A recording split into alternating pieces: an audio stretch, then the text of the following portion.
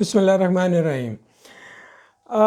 2022 جب سے شروع ہوا ہے اور اب اپنے اختتام کو پہنچ رہا ہے، اکتوبر کے آخری دن چل رہے ہیں، لیکن ہم نے دیکھا کہ پاکستان میں 2022 کا سال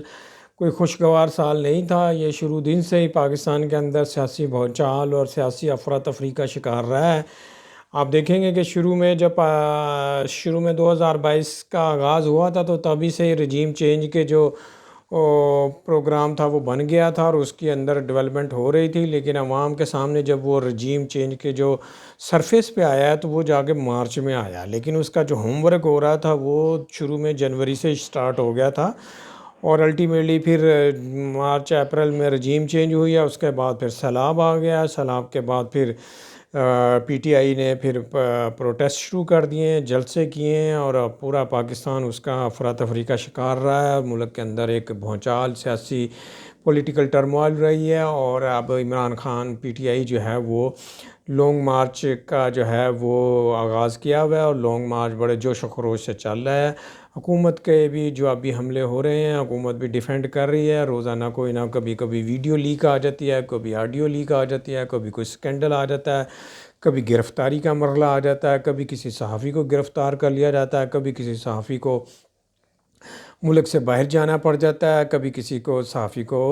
کا قتل بھی ہو جاتا ہے۔ بیچ میں سینئر صحافی ارشد شریف کا قتل بھی ہوا، وہ بھی بڑا اندوناک واقعہ تھا اور وہ اس کی ذمہ داری بھی پاکستان کے اوپر آتی ہے، چونکہ انہوں نے 5 جولائی کو صدر پاکستان کو لیٹر لکھ دیا تھا کہ میری جان کو خطرہ ہے اور مجھے کچھ لوگ مارنا چاہتے ہیں میرے اوپر، تو صدر پاکستان نے وہ لیٹر وزیر اعظم کو بھیج دیا کہ اس کے اوپر عمل کیا جائے اور اس کے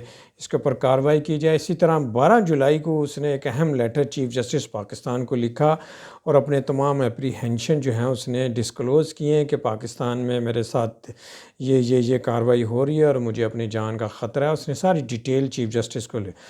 تکلیف دہ اور افسوس کی بات یہ ہے کہ چیف جسٹس پاکستان نے اس کے اوپر رسپونڈ ہی نہیں کیا۔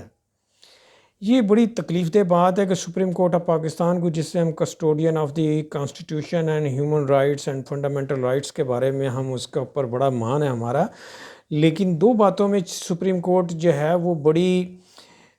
اس نے سبکی لگائی ہے۔ جب عمران خان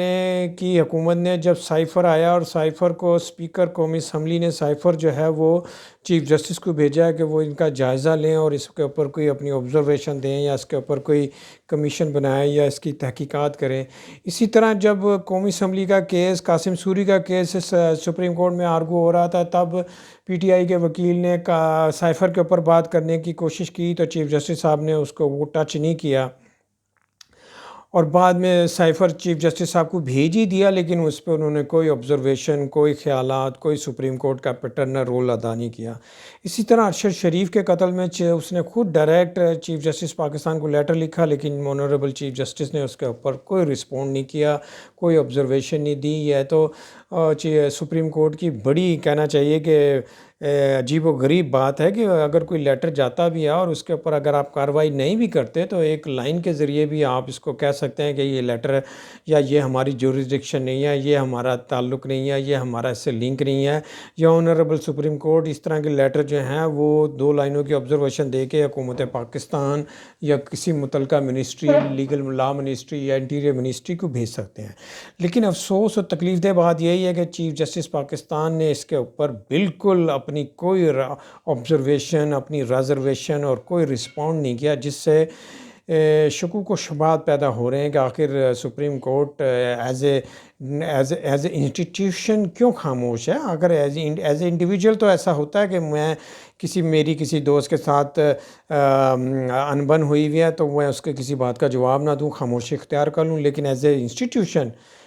انسٹیٹیوشن تو یہ ڈیوٹی ہے کہ میں اس کا ذکر کروں، اس کو پریس میں لے کر آؤں، اس کے اوپر کوئی آبزرویشن دوں، آرڈر دوں یا اس کو کہیں اور ریفر کروں یا اس میں اپروپریٹ ایکشن کے بارے میں کہوں یا اس کو وغیرہ وغیرہ وغیرہ۔ سمجھتے ہیں سپریم کورٹ ہے، اگر سپریم کورٹ ان دونوں معاملوں میں اپنا رول پلے کرتی تو آج ملک کے حالات مختلف ہوتے ہیں اور ارشد شریف آج زندہ ہوتا ہے، کیونکہ ارشد شریف نے صدر پاکستان اور چیف جسٹس پاکستان کو لیٹر لکھے۔ صدر چونکہ صدر تھے انہوں نے وزیر اعظم کو بھیج دیا، اور وزیر اعظم نے بھی وہی حشر کیا جو سپریم کورٹ نے کیا۔ اور وزیر اعظم تو سیاسی آدمی تھے، انہوں نے تو ہو سکتا ہے اس میں کوئی سیاست کر دی ہو، لیکن سپریم کورٹ تو سیاسی نہیں ہے۔ سپریم کورٹ نے اس میں وہی رول پلے کیا جو کہ حکومت نے کیا، خاموشی اختیار کی، اور الٹیمیٹلی اس نے جو خدشات اپنے لیٹر میں اس نے لکھے تھے صدر پاکستان اور supreme court chief justice supreme court کو، وہ صحیح ثابت ہوئیں۔ اس نے جو لکھا کہ میری جان کو خطرہ ہے اور کچھ لوگ مجھے مارنا چاہتے ہیں وغیرہ وغیرہ، تو وہ دیکھیں وہ بات صحیح ثابت ہوئی۔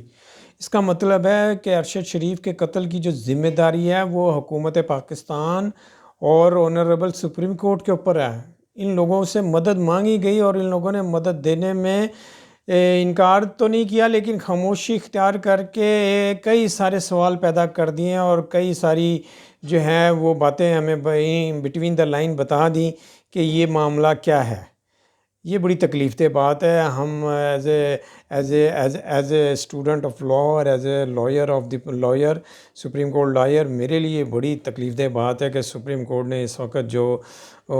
کردار ادا کیا ہے بالکل خاموشی کا، یہ غیر مناسب ہے۔ سپریم کورٹ کو اس کے اوپر کوئی نہ کوئی ایکشن اور آبزرویشن دینی چاہیے تھی۔ اسی طرح آگے چلتے ہیں، سیلاب آ گیا۔ سیلاب کے اندر جو تباہ کاریاں ہوئیں اور جو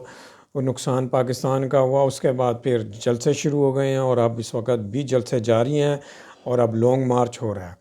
اب پاکستان دیکھا جائے تو 2022 جو ہے وہ اپنے اختتام کو پہنچ گیا۔ اکتوبر کے لاسٹ دن چل رہے ہیں، نومبر مہینے اور دسمبر رہ گئے ہیں۔ دیکھا جائے تو پورا سال ایک افراتفری، ایک ٹرموائل اور ایک وائلیشن اور ایک طوفان بدتمیزی، مہنگائی کا سیلاب، پانی کا سیلاب، سیاسی سیلاب، ہر چیز کا سیلاب اس سال 2022 میں آیا، جس سے 2022 نے پاکستان میں رہنے والے شہریوں کو بڑا ڈسٹرب کیا، ان کی زندگی کو بہت پریشان کیا، جیرن کیا۔ ان کو تو مہنگائی نے ان کا جینا دوبر کر دیا۔ اس کے بعد ڈالر کی اڑان، پھر پٹرول کی مہنگائی، پھر بجلی کی مہنگائی۔ اتنا مشکل یہ سال گزرا ہے پاکستان کی عوام کے لیے، جس کا کہنا جو ہے نا، جس کو الفاظوں میں نہیں بتایا جا سکتا۔ انہوں نے برداشت کیا ہے۔ پاکستانی عوام کا یہی المیہ ہے، یہی پاکستانی عوام کا گناہ ہے کہ وہ پاکستان میں پیدا ہوتے ہیں، اور پاکستان کی عوام اور پاکستان کے ادارے پھر جو حشر کرتے ہیں عوام کے ساتھ، اس کا اندازہ آپ لگا ہی رہے ہیں کہ جو پاکستان میں پورے 2022 میں جو ہو رہا ہے کہ پورا سال عوام کو سکھ کا سانس نہیں ملا ہے۔ ہر وقت کوئی نہ کوئی مصیبت، آفت، پریشانی، طوفان بدتمیزی، مہنگائی کے ذریعے عوام کو زندہ درگور کر دینا، عوام کو مار دینے والی جو ہے نا یہ سیاسی لیڈروں اور محکموں نے کیا ہے۔ اب لانگ مارچ چل رہا ہے۔ لانگ مارچ جو ہے وہ بڑے جوش و خروش کے ساتھ چل رہا ہے، اور حکومت اس کو کاؤنٹر کر رہی ہے۔ وہاں پہ انٹرنیٹ سروس بند کر دیتی ہے، اور ہر طرح کی تکلیفیں، اور اسلام آباد کو سیل کیا ہوا ہے کنٹینر کے ذریعے۔ لیکن ایک بات اہم ہے، جس طرح پاکستان کی عوام نے پورا سال قربانی دی ہے، تکلیفیں برداشت کی ہیں، ایک بات تو اس لانگ مارچ اور حکومت کے پی ڈی ایم کی جماعتوں سے یہ بات عیاں ہو گئی ہے کہ اب یہ فائنل راؤنڈ چل رہا ہے۔ جو بھی ہے عوام کی جو ایک سال کی تپسیا ہے، محنت ہے، وہ رنگ لائے گی۔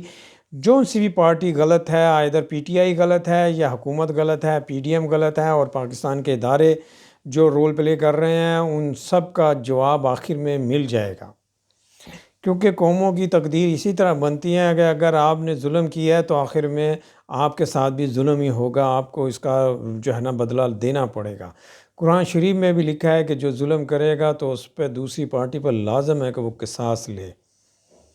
اور قصاص نہیں ہے تو پھر خون بدلہ ہے، جو کہ باہمی افہام و تفہیم اور نیگوسیشن اور خوش اسلوبی سے کیا جائے گا۔ پاکستان میں ہر جگہ، ہر ادارے نے، ہر لیڈر نے ظلم عوام کے ساتھ کیا ہے۔ اب قصاص اور دوسرا موقع آ رہا ہے، اور یہ سال کے اینڈ تک یا جیسے بھی ماحول بنے گا سارا کچھ سامنے آ جائے گا۔ اگر کسی نے ظلم کیا ہے تو اللہ تعالیٰ کی لاٹھی بے آواز ہے، مکافات عمل شروع ہے۔ جس نے جو کیا ہے وہ پا لے گا۔ عوام کے ساتھ جو ظلم ہوا ہے، جو مہنگائی کا اور دیگر ظلم ہوئے ہیں، یقینی طور پہ عوام کی تکلیفوں کا بھی مدافع ہونا چاہیے، عوام کو بھی ریلیف ملنا چاہیے، عوام کو بھی سکون کا سانس ملنا چاہیے، عوام کو بھی کچھ سہولت اور کچھ ترقی اور کچھ خوشحالی کی راہ پہ گامزن ہونا چاہیے۔ دیکھتے ہیں کہ اب یہ آگے چل کے اور کیا لانگ مارچ کیا شکل اختیار کرتا ہے، حکومت کیا ایکشن لیتی ہے، اور عمران خان کا جو جوش و جذبہ ہے وہ وہاں پاکستانی عوام کو کہاں لے کے جاتا ہے۔ آگے بڑھتے ہیں، دیکھتے ہیں یہ اب نیکسٹ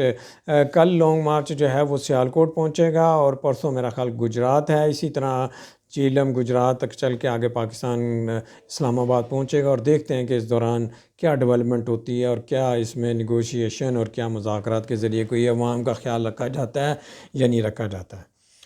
میرا پوائنٹ آف ویو پسند آئے تو ہمارے ویڈیو چینل کو سبسکرائب کیجئے گا، اسے ریفر کیجئے گا دوستوں سے، اپنا بہت خیال رکھیے گا۔ God bless you.